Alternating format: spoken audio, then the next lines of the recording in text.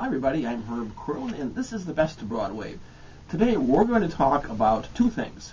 We're going to kind of get ready for Thanksgiving with a special Thanksgiving potpourri of Thanksgiving songs, and to kind of round out the hour, we're going to talk about the ever-popular Evil Dead the Musical.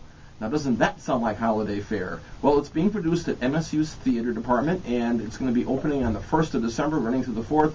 So we're going to talk about it here in the Best of Broadway, so stay with us for a very interesting afternoon on the Best of Broadway. I'll be right back. I have two guests here in the studio today that are kind of really enjoying this perky music we have, this perky opening music. It's from the musical Subways Are for Sleeping. And who can forget that show, right, guys? Right.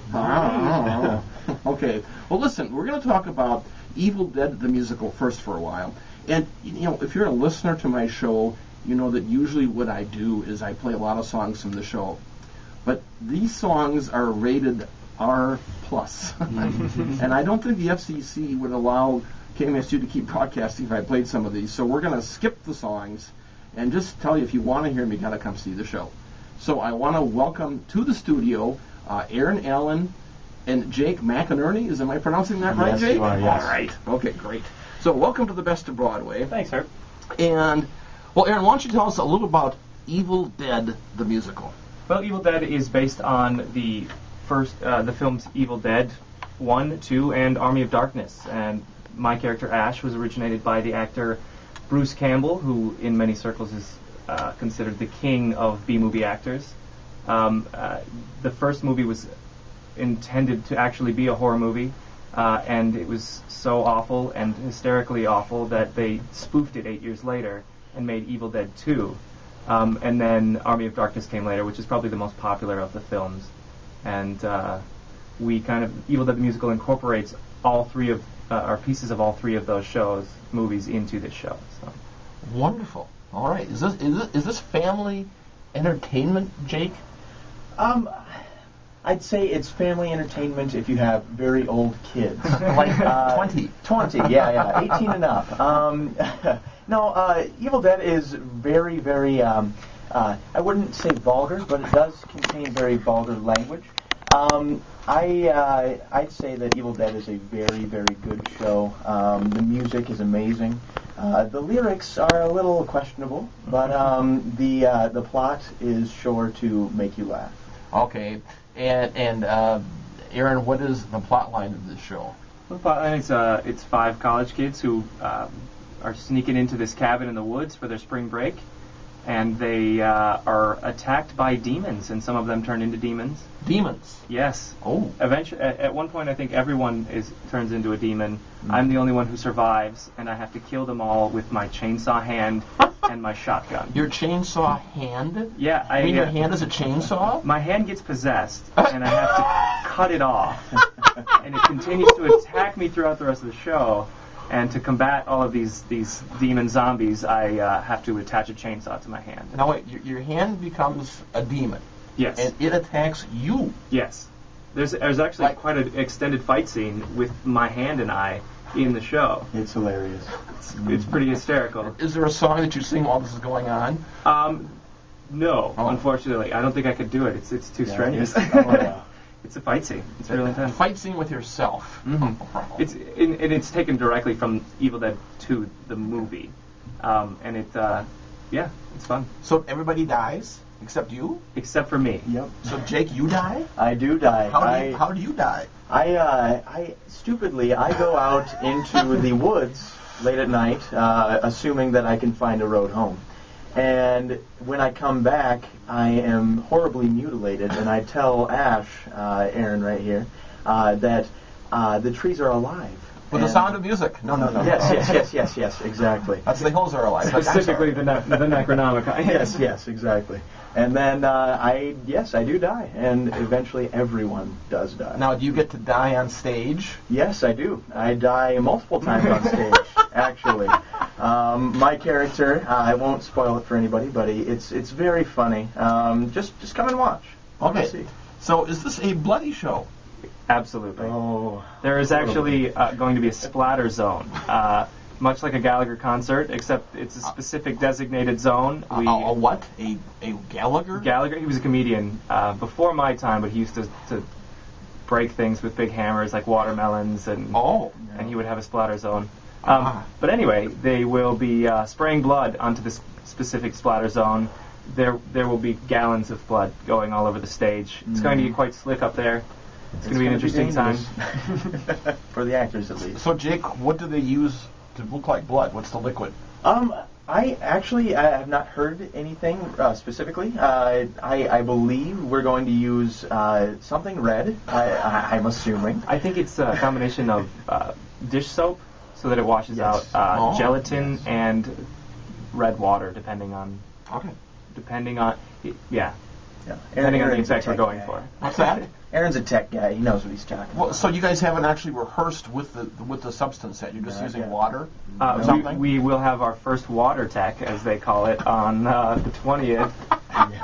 In order to deal with, it's going to get pretty expensive to do all that. So we have to experiment with the water first to see how it's going to happen. Oh, wow. I haven't asked you about performance dates. We got to do that. All right. Well, somebody. The performance dates, December 1st is the opening night. We start at 7:30 p.m. And it goes through to December 4th. We will also have a midnight matinee, I believe, on December 3rd, Friday. And if we sell enough tickets, maybe another matinee. You never know. So come and we'll get to rock out like Rocky Horror. So instead of a kiddie matinee, you're going to have a college kid midnight performance. Yes. All right. Now that one will actually be at 11 o'clock if we do that one. So. And the first, what day of the week is that? Is that like a Wednesday? Yes, it is. Yep. It is a Wednesday. We go through Saturday. So it's Wednesday, Thursday, Friday, Saturday. Yes. And are you in the Black Box Theater? Yep, we're in the Andreas, You don't want to get the big one. You can't soak the floor in the tent, Paul. No, he wouldn't be too happy. Paul Hustles wouldn't let you do that. Right. Probably not. The box office number is... the box office number is... Well, let's see if I can... here. I can tell you. It's 389-6661. And the box office is usually open like from 4 o'clock in the afternoon until 6 on most days.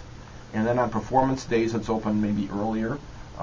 But that's the number to call, 389-6661. And there's also a way to get your tickets online. Yep, at msutheater.com. There you go. Yeah, which is kind of a cool thing. Yeah. Well, Jake, who are some of the other cast members? The other cast members include Larissa Schmitz.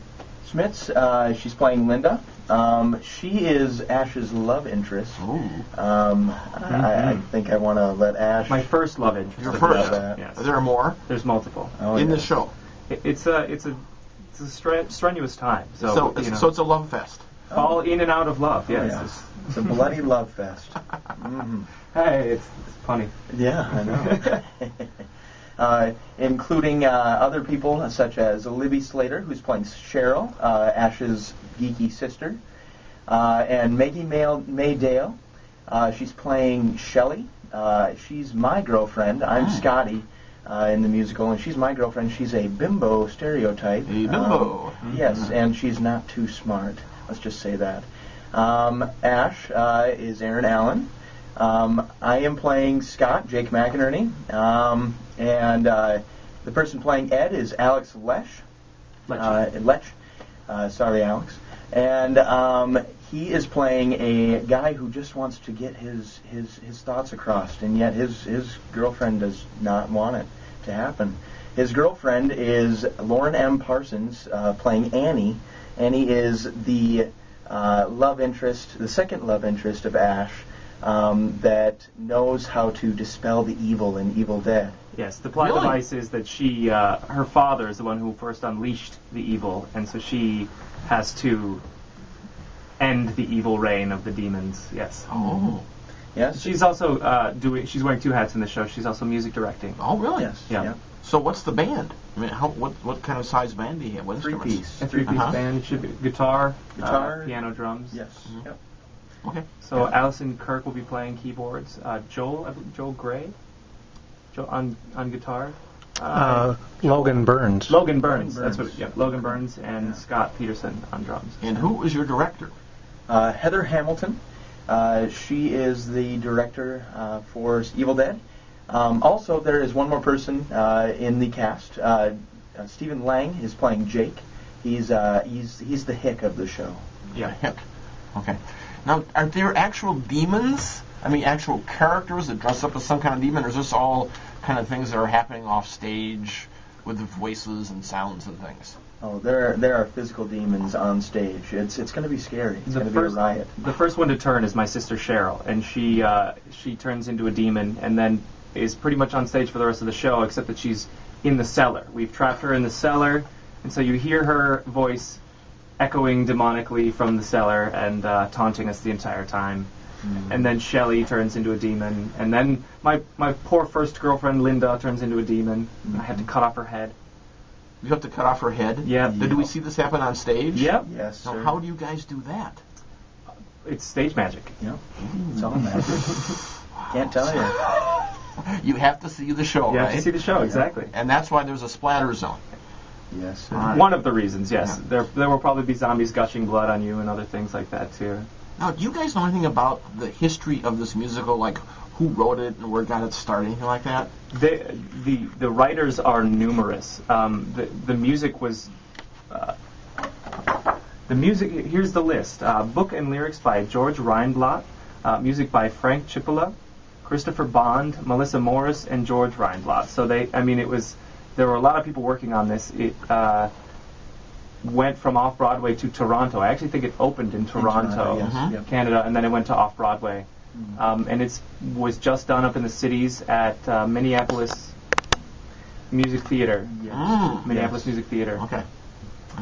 And we actually, Chris Kind, former MSU alum, played my part when, Oh, really? when they did that show up there. Oh. Yeah.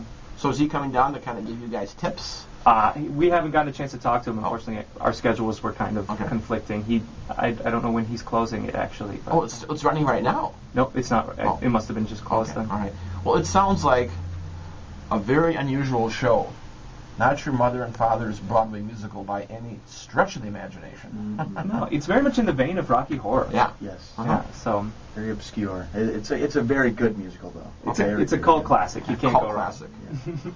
So, folks, if you like blood and gore, you're kind of like Sweeney Todd.